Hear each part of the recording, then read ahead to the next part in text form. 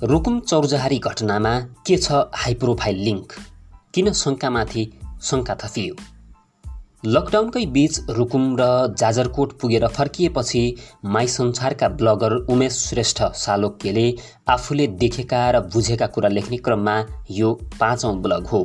पुरानो भागहरू छुटाउनु भएको भए माईसंसार.com मा गई पढ्न सक्नुहुन्छ। नवराज विकलाई 2076 सालको समाज सुधार अभियानको पुरस्कार। संस्कृति पर्यटन तथा नागरिक उड्डयन मन्त्रालयले असार 15 गते गरेको यो घोषणा मलाई जस्तै धेरैलाई अनौठो लाग्यो होला।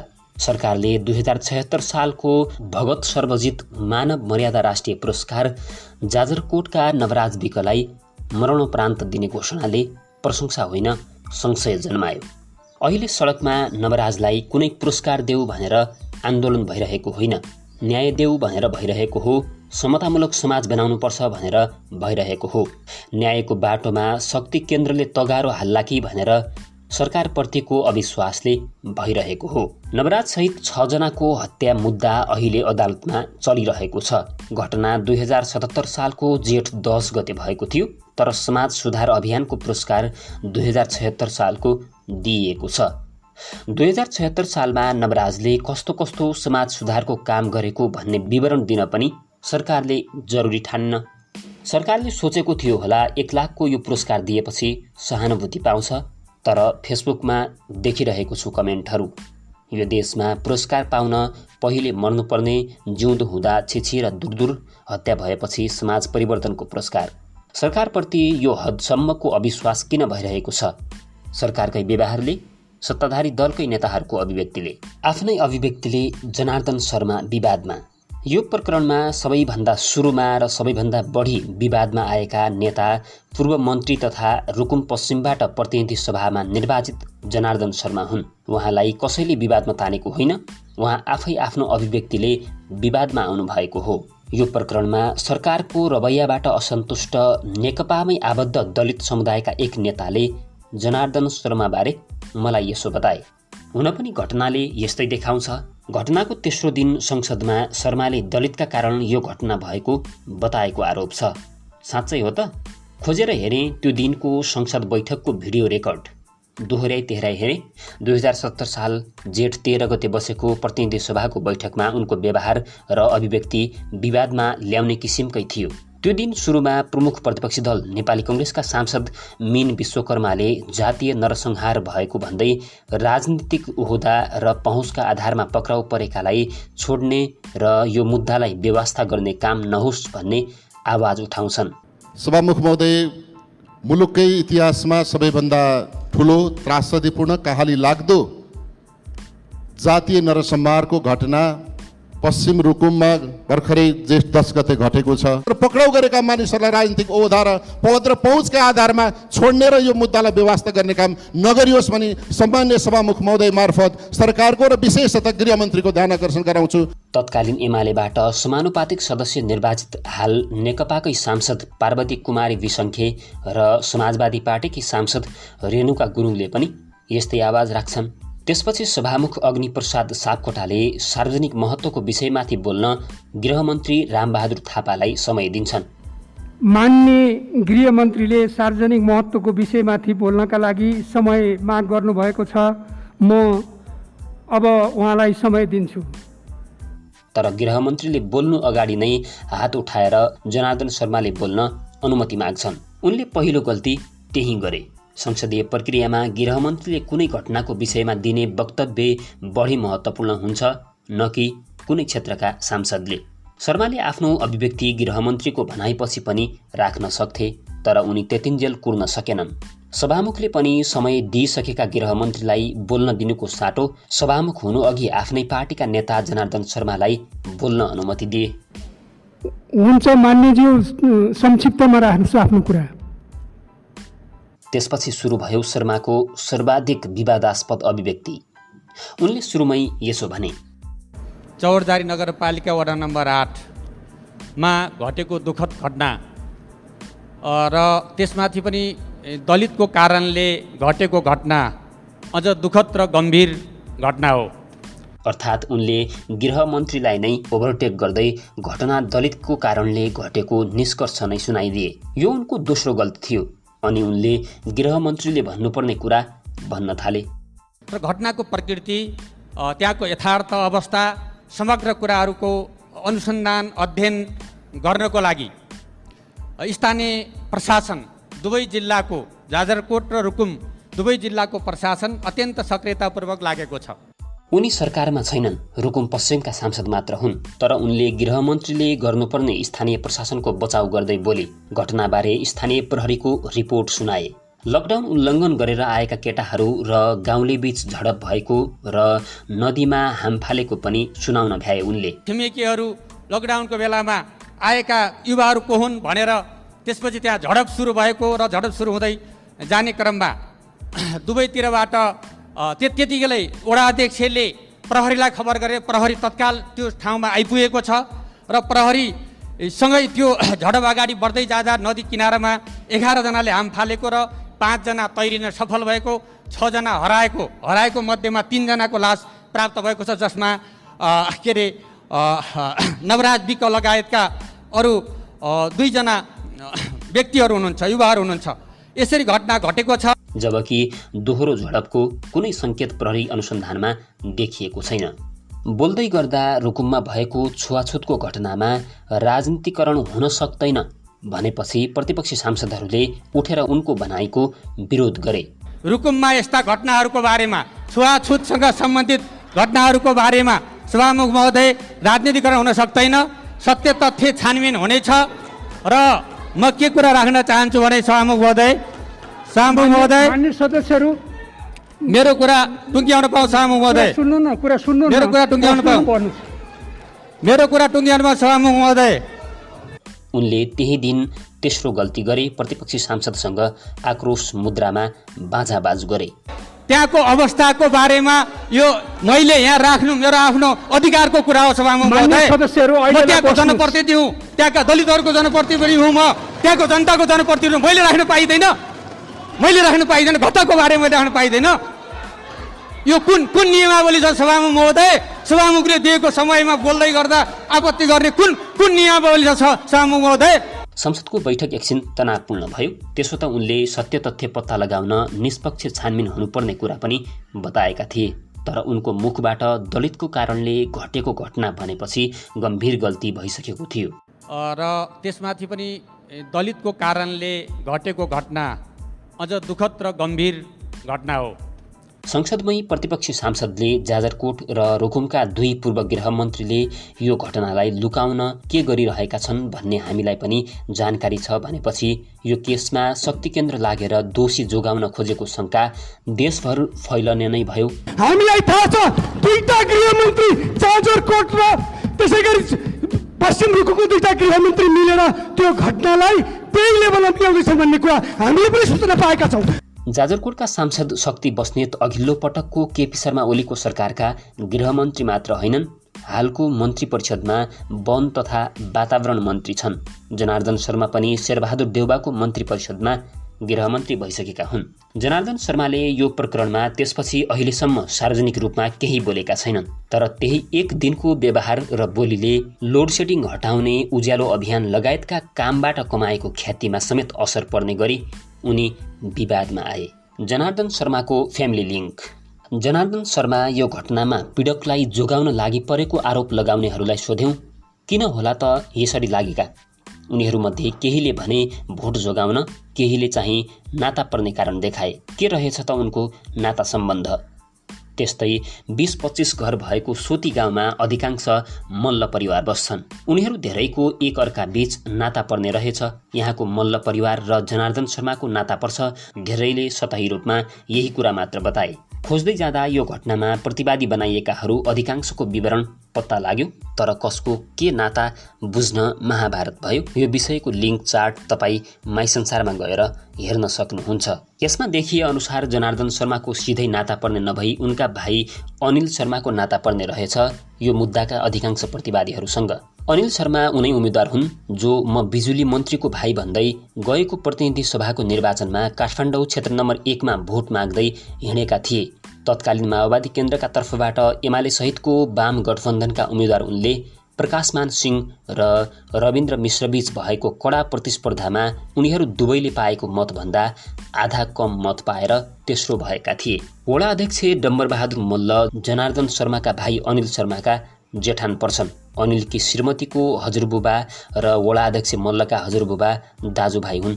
अनि वडा अध्यक्षकी आमा र चौजहारी नगरपालिकाका मेयर विशाल शर्माकी सासु आमा 2 दिदी बहिनी हुन्। त्यति मात्र नभएर मेयरका कान्छा भाइ गोपाल शर्मा कर्णाली प्रदेश सभाका सांसद हुन्। नेकपा रुकुम पश्चिमका अध्यक्ष समेत रहेका गोपाल शर्माको अभिव्यक्ति पनि विवादमै पर्यो। उनले जेठ 16 गते नेकपाको लेटर प्याडमा जारी गरेको विज्ञप्तिमा घटनाको पृष्ठभूमिमा लकडाउन परिपालना गर्ने गराउने मनोविज्ञान देखिएको लेखेका छन्। लकडाउन परिपालना गराउन लकडाउन उल्लङ्घन गरेर 6 जनाको ज्यान लिन पाइन्छ त भन्ने प्रश्न स्वाभाविक रूपमा उठ्यो। देउबा नेतृत्वको सरकारमा जनार्दन शर्मा गृहमन्त्री हुँदा गोपाल शर्मा स्वकीय सचिव थिए। यसले पनि शङ्का बढाउने काम गर्यो। यो घटनामा लखेटेर कुटेर मारेको अभियोगमा मुद्दा चलेर हाल पूर्वपक्षका लागि थुनामा रहेका सन्तोष मल्ल अनिल शर्माका सालो हुन्। सन्तोषकी माइली दिदी बसन्ता मल्ल र अनिल शर्माको बिहे भएको हो। मुद्दा लगाइएका अरू थुप्रै प्रतिवादीहरू पनि अनिलको ससुराली तर्फबाट नाता पर्छन्। जनार्दन शर्मा त्यो दिन संसदमा त्यसरी प्रस्तुत हुनु र कुटेर लखेटेर मारेको अभियोगमा मुद्दा चलेकाहरूबीच उनका भाइको नाता पर्नुले हाई प्रोफाइल लिङ्कले अपराधी जोगाउन खोज्दैछ भन्ने शङ्कालाई नै बल दियो। यो खाली शङ्का मात्र हो, दोषीलाई हामीले जोगाउन खोजेका छैनौँ भन्ने विश्वास पीडित परिवार, पीडित समुदाय र देशवासीलाई दिन असमर्थ हुनुले शङ्का झन्झन बलियो हुँदै गयो। जनार्दन शर्माले वा अनिल शर्माले अपराधी जोगाउन के गरे भन्ने प्रमाण कतैबाट नआए पनि संसदको रेकर्डमा रहेको जनार्दन शर्माको त्यही बोली शङ्का उब्जाउन पर्याप्त थियो। त्यसो त संसदमा विवादास्पद अभिव्यक्ति दिएको भोलिपल्ट जेठ 14 गते जनार्दन शर्माले एक प्रेस विज्ञप्ति पनि जारी गरेका थिए। त्यसमा उनले संसदमा भनेको दलितको कारणले भएको घटनाको साँटो दलित जाति हुनुको कारणले यो घटना भएको लेखेका छन्। विज्ञप्तिमा उनले यस्ता घटनाहरू फेरि पनि नघटुन् भन्नका लागि सामन्ती ब्राह्मणवादी चिन्तन प्रवृत्ति विरुद्ध बृहत सांस्कृतिक रूपान्तरणको सङ्घर्ष आवश्यक छ समेत लेखेका छन्। तर उनको यो विज्ञप्ति अरू मिडियाले त के कुरा, उनकै सोसल मिडिया ट्विटर र फेसबुकमा समेत अपलोड गरिएको छैन। शर्माले त्यसपछि विवादमा आउने केही अभिव्यक्ति दिएको देखिन्न। उनले घटनालाई लुकाएर दोषी जोगाउन अनुसन्धान प्रभावित पार्न खोजेको शङ्का मात्र हो कि त्यसमा वास्तविकता पनि छ भन्ने बारे संसदीय छानबिन समितिले खोतल्दा हुने हो। गृहमन्त्रीको विवादित बोली स्वाभाविक प्रक्रिया। कुनै घटना हुँदा सहसचिवको नेतृत्वमा बन्ने छानबिन समितिले झन समस्या निम्त्याउने उदाहरण गृहमन्त्री रामबहादुर थापाले 33 किलो सुनकाण्ड र निर्मला प्रकरणमा भोगिसकेका छन्। तर पनि यो केसमा पनि उनले फेरि सहसचिवकै नेतृत्वमा छानबिन समिति बनाउने मन्त्री स्तरीय निर्णय गरे। विवादित घटनामा पदमा बस्नेहरूले बोल्दा कति सावधानी अपनाउनुपर्छ भन्ने कुरा निर्मला प्रकरणबाट पनि सिक्नुपर्ने हो, तर सिकेको पटक्कै देखिएन। निर्मला प्रकरणमा पनि गृहमन्त्री रामबहादुर थापाले शनाखती मुचुल्कामा ब्याकडेटमा सही गराइएकोलाई नक्कली औठाछाप लिएको भन्नुले शङ्कामाथि शङ्का थप्ने काम गर्यो। त्यसअघि नै गृहमन्त्रीले संसदमा आफन्तले दिएको जानकारीका आधारमा 2 जनालाई पक्रिसकेको भनेका थिए। श्रावण 11 गते बालिकाका आफन्तहरूले प्रहरीमा दिएको जारीको आधारमा अपराधमा शङ्कास्पद मानिएका कैलाली जिल्ला मोहनयाल गाउँपालिका 5 बस्ने वर्ष 22 को जीवन भर्ती मगर र कञ्चनपुर जिल्ला हिमदत्त नगरपालिका 5 बस्ने वर्ष 17 को दीपक नेगीलाई नियन्त्रणमा लिई अनुसन्धान भइरहेको छ। प्रतिनिधि सभामा पक्रेको जानकारी गराउँदा उनीहरू छुटेकै 5 दिन भइसकेको थियो। घटनामा संलग्न नभएको देखिएपछि उनीहरू रिहा त भए, तर सरकारले नक्कली अपराधी खडा गर्ने प्रयास गरिरहेको गलत सन्देश गृहमन्त्रीको त्यही वक्तव्यले दिएको थियो। घटनाको 1 वर्षपछि यसो भनेर विवादमा आए। निर्मला पन्तको बलात्कार र हत्या निश्चित रूपमा यो एउटा जघन्य अपराध थियो र हामीलाई के लाग्छ भन्दाखेरि यस किसिमका अपराधहरू यो कुनै नयाँ र पहिलो होइन छ। यस किसिमका निर्मला घटनाका प्रकरणहरू योभन्दा अगाडि पनि थिए र आज पनि छ र भोलि पनि केही समयसम्म रहन्छ चाहिँ। किनभने यसलाई हामीले पूर्णतः चाहिँ अहिले जुन ढङ्गको अवस्थामा हामी छौँ चाहिँ यस किसिमका अपराधलाई पूर्णतः हामी चाहिँ त्यसलाई निषेध गर्न चाहिँ हामी सक्दैनौँ।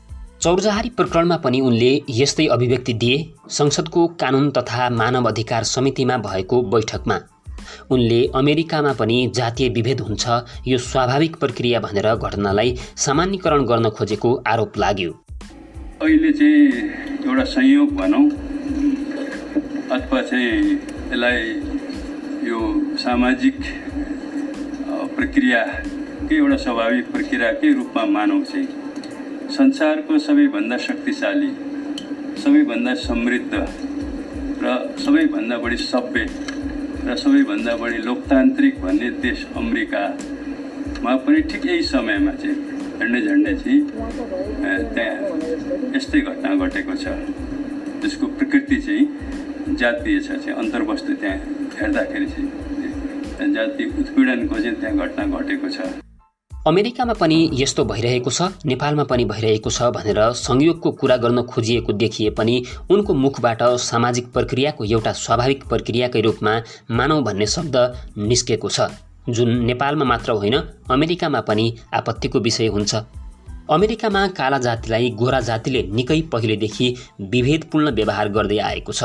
चौरजहारी घटना भएको 3 दिनपछि अमेरिकामा एक गोरा प्रहरी अधिकारीले काला जातिका पुरुषलाई घुँडाले गर्दनमा थिचेर हत्या गरेका थिए। त्यसको विरोधमा त्यहाँ आन्दोलन चर्किएको थियो। यहाँ पनि वर्षौंदेखि राज्यले नै दलितमाथि विभेद गरेको छ, चाहे त्यो जयस्थिति मल्लको पालामा बनाइएको जाति विभाजन कानुनले होस् वा पहिलो लिखित कानुनका रूपमा रहेको विक्रम सम्वत 1910 को मुलुकी ऐनले होस्। घोषणाले मात्रै भए पनि छुवाछुत मुक्त राष्ट्र भन्न 2063 सालको जेठ 21 गतेसम्म पर्खनु पर्यो। त्यसपछि छुवाछुत मुक्त घोषणा भइसकेको राष्ट्रको गृहमन्त्रीको कुर्सीमा बसेर विभेदका घटनालाई स्वाभाविक प्रक्रिया भन्नु आपत्तिकै विषय हो। महान्यायाधिवक्ताले प्रमाणले पुष्टि हुनेवाला छैन भनेपछि नेकपाका नेता जनार्दन शर्मा र गृहमन्त्री रामबहादुर थापापछि विवादमा पर्ने अर्का पदाधिकारी थिए महान्यायाधिवक्ता अग्नि खरेल। अदालत वा न्यायिक अधिकारीका समक्ष नेपाल सरकारका तर्फबाट मुद्दा चलाउने वा नचलाउने भन्ने कुराको अन्तिम निर्णय गर्ने व्यक्ति महान्यायाधिवक्ता हुन्छ। उनै महान्यायाधिवक्ताले अहिले जति मिडियामा कुरा आएको छ त्यो प्रमाणले पुष्टि हुनेवाला छैन भनेको समाचार आएपछि त्यसै पनि शङ्का भइरहेको विषयमा शङ्का थप्ने काम गर्यो। लौ महान्यायाधिवक्ताले नै अनुसन्धान नै नसकिएको विषयमा पहिले नै यस्तो हुने भनेर राय दिए भनेर मिडियामा समाचार बने। कान्तिपुर टिभीको युट्युबमा भेटिएको एउटा समाचारमा समाचारवाचक भन्छ, महान्यायाधिवक्ता अग्नि खरेलले घटनाबारे मिडियामा आए जस्तो अनुसन्धानले देखाउँदैन भनेर पहिले ठोकुवा गरिदिए। संसदीय समिति सामु अनुसन्धान गर्ने र मुद्दा चलाउने निकायका मुखियाले यति भनिसकेपछि घटनाका दोषीमाथि कारबाही हुनेमा संशय उत्पन्न भएको छ। त्यसपछि रिपोर्ट बच्छ, त्यसमा महान्यायाधिवक्ताको बाइट यति राखिएको छ। अहिले मिडियामा आइरहेका कतिपय चिजहरू जे कुरा आइरहेका छन् अहिले अनुसन्धानमा त्यो कुरा म विनम्रतापूर्वक भन्छु देखिराखेका छैन। अहिले जे लेखिराखिएको छ त्यो लेखिराखिएको कुरो म विनम्रतापूर्वक भन्छु अनुसन्धानमा त्यो कुरो देखिएको छैन र प्रमाणले त्यो कुरा पुष्टि गर्नेवाला छैन। त्यसपछि पत्रकारको भोइस ओभर सुरु हुन्छ। अपराधीलाई सजाय दिलाउने जिम्मेवारीमा रहेका मन्त्री र पदाधिकारीले नै घटनालाई अन्यत्र मोड्ने शैलीको जवाफ दिँदा यसको अनुसन्धानमा असर पर्न सक्छ। यसै पनि घटनाको भोलिपल्टैदेखि ढाकछोप पार्ने प्रयत्न राजनैतिक तहबाट सुरु भइसकेको छ। त्यसैगरी हिमालयन टिभीको समाचारमा भनियो, घटनामा कुनै किसिमको प्रभाव र दबाव पर्न नदिने महान्यायाधिवक्ताको प्रतिबद्धता भए पनि अहिले बाहिर आए भन्दा पुरै फरक तथ्य आउँछ भन्ने ठोकुवा कसरी गर्नुभयो?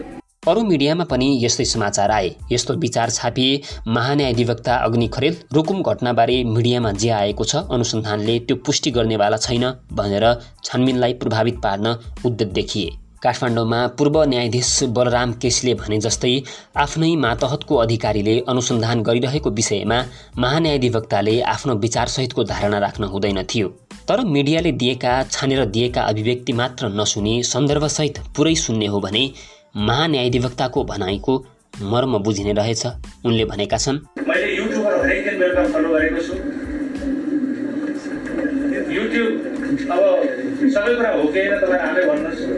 तर युट्युब फलो गरेको छु, अनलाइनहरू फलो गरेको छु, समाचारहरू अन्य समाचारहरू पनि फलो गरेको छु। कति आपत्तिजनक हुने कि होइन त्यो कुराहरू सम्बन्धित आपत्ति जनाउनुहुन्छ कि जनाउनु त्यो आफ्नो ठाउँमा छ। अहिले मिडियामा आइरहेका कतिपय चिजहरू जे कुरा आइरहेका छन् अहिले अनुसन्धानमा त्यो कुरा म विनम्रतापूर्वक भन्छु देखिराखेका छैन।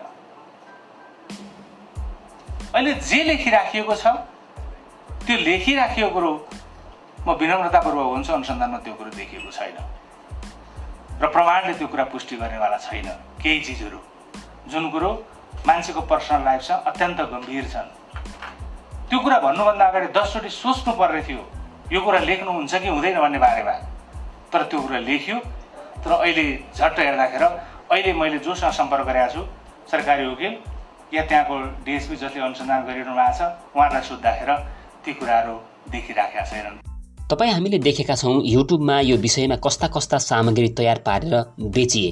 युट्युबे डिटेक्टिभ र एपीआई अर्थात् फेसबुक ब्युरो अफ इन्भेस्टिगेसनले हुँदै नभएका कस्ता कस्ता भ्रम बेचे भन्ने बारे यसअघिको ब्लगमा लेखिसकेको छु। फेक च्याटको स्क्रिनसट हालेर किशोरीले नै नवराजलाई बोलाएको भनेर युट्युबमा लाखौं भ्युज भएका भिडियोहरू बनाइए। अनलाइनमा समाचारहरू लेखियो। हुँदै नभएको गर्भ बनाएर जन्मिएपछि हुने डिएनए परीक्षण समेत आफै गरी बाउको पहिचान गर्न भ्याएर अझ त्यसलाई फाल्न नपाइनेसम्मको लबिङ गरे युट्युब र अनलाइनहरूले। जबकि किशोरीको महिनावारी उनलाई प्रहरीले पक्रेर थुनामा राखेकै भोलिपल्ट भएको थियो। महान्यायाधिवक्ताले अहिले मिडियामा आइरहेका कतिपय चिजहरू अनुसन्धानमा देखिराख्या छैन भनेर त्यस्तै कुरालाई इङ्गित गरेका होलान्। जाजरकोट रुकुम गएर फर्किएपछि मलाई पनि त्यस्तै लागेको थियो। उनले प्रमाणले त्यो कुरा पुष्टि गर्नेवाला छैन। केही चिजहरू जुन कुरो मान्छेको पर्सनल लाइफसँग अत्यन्त गम्भीर छन् त्यो कुरा भन्नुभन्दा अगाडि 10 चोटि सोच्नुपर्ने थियो यो कुरा लेख्नुहुन्छ कि हुँदैन भन्ने बारेमा भनेर किशोरीको गर्भकै विषयमा भन्न खोजेको संकेत गर्छ। पर्सनल लाइफसँग जोडिएका अत्यन्त गम्भीर भन्ने शब्दले त्यसैलाई इङ्गित गर्छ। तर जसलाई यो विषयमा अनुसन्धान के भइरहेको छ भन्ने थाहा नै छैन, जो युट्युब र मिडियामा आएको किशोरीको गर्भमा नवराजको बच्चा छ भन्ने कुरा नै पत्याएर बसिरहेका छन्, उनीहरूलाई के थाहा युट्युब र मिडियामा गलत कुरा फैलियो रे, तर त्यसलाई काउन्टर गर्न सही सूचना चाहिँ खै त दिएको। म रुकुम पुगेर यो बारे सोधखोज गरी यस्तो रहेछ कुरा भन्ने थाहा नपाएको भए मैले पनि त त्यही कुरामा विश्वास गरिरहेको हुन्थेँ होला। अनि सही कुरा पनि भन्ने तरिका हुन्छ। निर्मला प्रकरणमा पनि बम दिदी बहिनीको बारेमा प्रधानमन्त्री ओलीले सही कुरा भनेका थिए, तर जसले बम दिदी बहिनीको नकारात्मक कुरा मात्र सुनेका थिए, साँचो कुरा सुन्नै पाएका थिएनन्, उनीहरूले के बुझ्ने? प्रधानमन्त्रीले बचाउ गरे भन्ने बुझ्ने होइनन्? त्यति बेला पनि त्यही भएको थियो, अहिले पनि त्यही भएको हो। महान्यायाधिवक्ताले प्रमाणले पुष्टि हुनेवाला छैनन् भनेर भन्नु अपराधी जोगाउन खोजेको शङ्कालाई पुष्टि गर्ने साधन बन्न पुग्यो। त्यो कुरा महान्यायाधिवक्ताले संसदीय समितिमा होइन अनुसन्धान गरिरहेको रुकुमको प्रहरीबाट आएको भए बेस हुन्थ्यो। अहिले यत्रो युट्युबले मिथ्या सूचना फैलाइरहेको छ, प्रहरीले चाहिँ अनुसन्धान भइरहेको छ भन्दै सार्वजनिक रूपमा केही भन्न मिल्दैन भनेर त्यस्तो सूचनालाई काउन्टर नदिई बस्नुपर्छ र? मैले रुकुमबाट फर्कँदै गर्दा पूर्व डिआइजी हेमन्त मल्ल ठकुरीलाई फोनमा सोधेको थिएँ। अनुसन्धानमा जे कुरा डकुमेन्टेड भइसकेको छ, जुन कुरा बाहिर ल्याउँदा हानि हुँदैन त्यो कुरा सार्वजनिक गरे के फरक पर्छ र? उनले भने अनुसन्धानका क्रममा अनुमानहरू पनि गरिएका हुन्छन्, त्यस्तो कुरा चाहिँ बाहिर ल्याउन हुन्न। जस्तो यो किशोरीको गर्भ रहेकै कुराकै उदाहरण लिउँ। गुगलमा गएर खोज्नुभयो भने अहिलेसम्म माई संसार बाहेक कुनै पनि युट्युबले वा कुनै पनि अनलाइनले गर्भ त थिएन भनेर लेखेको भेट्नुहुन्न। गर्भमा नवराजको बच्चा थियो भनेर लेखेकै भेट्नुहुन्छ। अझ नवराजकी आमाले त्यो बच्चा मलाई चाहिन्छ फाल्न पाइन्न भनेको शीर्षक समेत भेटिन्छ। महान्यायाधिवक्ताले अर्को कुरा भनेका छन्, परीक्षणहरू हुने तहमा छन्, परीक्षण पनि भएका छन्। गजब छ केमा रिपोर्ट आएको छैन, तर मिडियाले कतै कतै कसै न कसैले बढी जान्ने भएर होला त म भनेर कसरी भनौँ त्यो भन्ने साहस म गर्दैन। तर पहिले लेखिदिएका छन्, रिपोर्ट पाएको छैन, कसरी हो के दिव्य ज्ञान हो त्यो थाहा पाउने मलाई अहिलेसम्म थाहा भएन, लेखिएका छन् कतै कतै। सन्दर्भ थाहा नपाउनेले यो के भनेको हो भनेर बुझ्न सक्दैनन्। खासमा भएको के थियो भने कान्तिपुरले 2077 साल जेठ 16 गतिको अङ्कमा पोस्टमार्टम रिपोर्ट भन्छ 5 युवाको मृत्यु कुटपिटबाट शीर्षकमा समाचार छापेको थियो। तर त्यति बेला पोस्टमार्टम रिपोर्ट तयार भएको थिएन। रिपोर्ट 20 गते बल्ल तयार भएको थियो। पोस्टमार्टम रिपोर्टमा ड्राउनिङ अर्थात् डुबेको कारण मृत्यु भएको आएपछि कान्तिपुरको जस्तो रिपोर्ट किन नआएको भनी अस्पतालमा हवाईफायर गर्नुपर्ने गरी आक्रोशित भिडले आक्रमण गरेको थियो। त्यहाँ कान्तिपुरका पत्रकारको भूमिका कस्तो थियो भन्ने बारे माई संसारमा अघिल्लो पटक लेखिसकेको छु। महान्यायाधिवक्ताले भनेका छन्, आजसम्मको अनुसन्धानबाट ती किशोरी जसको नाम कहिलेकाहीँ पत्रपत्रिकाले सायद लेख्नु हुँदैन थियो भन्ने थाहा नपाएर लेखे होला, भन्नु हुँदैन थियो भन्ने थाहा नपाइकन पनि कतिपयले नामैसहित भन्नुभयो होला, तर उनी किशोरी हुन्। आजसम्मको अनुसन्धानबाट उनको उमेर 18 वर्ष पुगेको देखिएको छैन। यदि पछि थप प्रमाणबाट देखिएछ भने त्यो प्रमाणले जे देखिन्छ त्यही कानुनले फलो भएर जानेवाला छ। तर लेख्दाखेरि चाहिँ उमेर नभएको बालबालिकाको बारेमा त्यति नै सचेतन भएर तपाईँहरूले लेखिदिनु भयो भने, व्यवहार गरिदिनु भयो भने यो अनुसन्धानलाई मद्दतै हुन्थ्यो होला भन्ने म ठान्छु। हो, उनले सही कुरा भनेका हुन्। बालबालिका सम्बन्धी ऐन 2075ले 18 वर्ष नपुगेकालाई बालबालिका भनेको छ। ऐनको दफा 11 मा गोपनीयताको अधिकार छ। त्यसमा बाल अदालत, प्रहरी कार्यालय, संरक्षक अभिभावक वा अन्य निकायबाट कसुरजन्य कार्यको आरोप लागेका वा पीडित बालबालिकाको नाम, थर, ठेगाना, उमेर, लिङ्ग, पारिवारिक पृष्ठभूमि, आर्थिक स्थिति, कसुर तथा त्यस सम्बन्धमा कुनै कारबाही भएको भए सो लगायत बालबालिकाको पहिचान खुल्ने विवरण गोप्य राख्नुपर्ने लेखिएको छ। तर यहाँ त गृहमन्त्रीले संसदमै ती बालिकाको नाम लिनेदेखि लिएर मूलधारकै मिडियाले युवती लेख्नेसम्म काम भएका छन्। युट्युबहरूमा त बालिकाको फोटोसहित राखेर उचित्व काढिएको छ। ऐन अनुसार त्यसरी बालिकाको अधिकार उल्लङ्घन गर्ने व्यक्ति वा संस्था वा निकायको प्रमुखलाई 50,000 रुपियाँसम्म जरिवाना गर्न सकिन्छ। प्रेस काउन्सिलले यस विषयमा बालमैत्री सञ्चार निर्देशिका समेत 2073 सालमा जारी गरेको छ। भन्न त उनले यसो पनि भनेका छन्, कुनै पनि खालको प्रभावहरू अनुसन्धानमा र अभियोजनमा पर्दैन। मैले जिल्ला प्रहरीलाई र जिल्ला सरकारी वकिललाई यति छ भनेको छु, तपाईँलाई यदि कसैले फोन गर्छ भने कृपया त्यो फोन मकहाँ डाइभर्ट गरिदिनुहोस् र मेरो टेलिफोन नम्बर दिनुहोस्, उहाँसँग कुरो गर्नुहोस् भन्नुहोस्। तर तपाईँ आफ्नो ढङ्गले आफ्नो कामहरू गर्नुहोस्, अनुसन्धान गर्नुहोस् र जे देखिन्छ त्यो कुरा गरिलानुहोस्। तर यी सब कुरालाई उनको विचारसहितको धारणा अहिले जे लेखिराखिएको छ ती प्रमाणले पुष्टि हुनेवाला छैनन् ले छायामा पारिदियो। सन्दर्भ नबुझेकाहरूका लागि यति शब्द नै काफी भइदियो शङ्कामाथि शङ्का थप्न। सन्दर्भ नबुझेकाहरूलाई बुझाउने खालको बोली पछि पनि आएन उनको। यो बारेमा प्रधानमन्त्री केपी शर्मा ओली, नेकपाका अर्का अध्यक्ष पुष्पकमल दाहालले समेत लामो समय केही बोलेनन्। बोल्नुको अर्थ निर्मला घटनामा जस्तो बिगार्ने गरी बोल्नुपर्छ भन्ने छैन। दशकौंदेखि उत्पीडित समुदाय आन्दोलित भइरहेका बेला कम्तीमा यो घटनाको निष्पक्ष छानबिन गरिन्छ भनेर उनीहरूलाई आश्वस्त पार्न सकिन्थ्यो नि। पीडित परिवारसित 2 शब्द कुरा गरेर उनीहरूको पीडामा मलम लगाउने प्रयास त गर्न सकिन्थ्यो होला नि। त्यो पनि नभएपछि सत्ता र शक्तिको आडमा घटना ढाकछोप गराउने र पीडितलाई जोगाउने प्रयास भएको शङ्का उब्जियो। हामी जाजरकोटमा हुँदा नवराजका आफन्तले भनेका थिए, उता रुकुम पश्चिमका नेताले उताकालाई हेरे, हाम्रा नेताले हामीलाई हेरेनन्। उनको गुनासो जाजरकोटका सांसद, हाल वन तथा वातावरण मन्त्री समेत रहेका शक्ति बस्नेतप्रति थियो।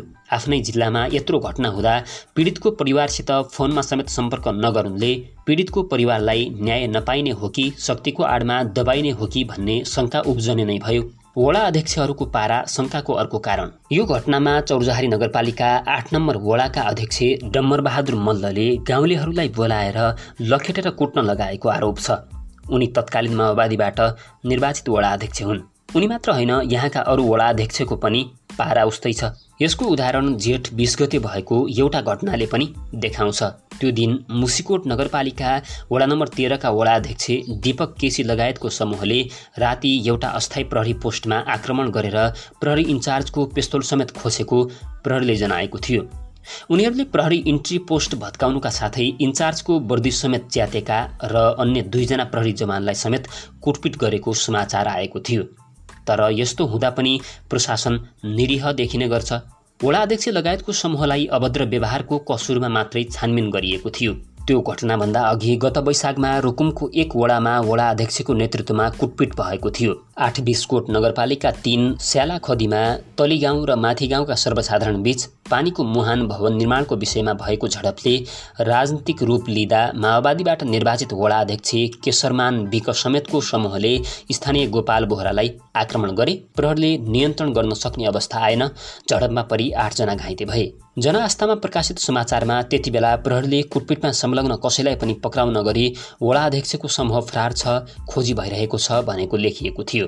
रुकुममा जातीय छुवाछुत छैन भनेर बचाउ गर्ने अभिव्यक्तिहरू दिने गरिए पनि वडा अध्यक्षले नै डुम भनेर जातीय गालीगलौज गरी कुटेको समाचार पनि आएका छन्। 2076 साल असोज 20 मा प्रकाशित यो समाचार अनुसार रुकुमको चौरजहारी नगरपालिका 3 का वडा अध्यक्ष लालबहादुर बुढाथोकीले एक दलित युवालाई जातीय गालीगलौज डुम भन्दै कुटपिट गरेका थिए। समाचारमा कुटपिट गरेपछि वडा अध्यक्ष बुढाथोकीले प्रहरीमा उजुरी दिएपछि थप कुट्ने मार्नेसम्मको धम्की दिइरहेको र गाउँकै केही स्थानीय नेताले पनि प्रहरीको साटो गाउँमै मेलापत्र गर्न दबाब दिएको आरोप लगाइएको छ।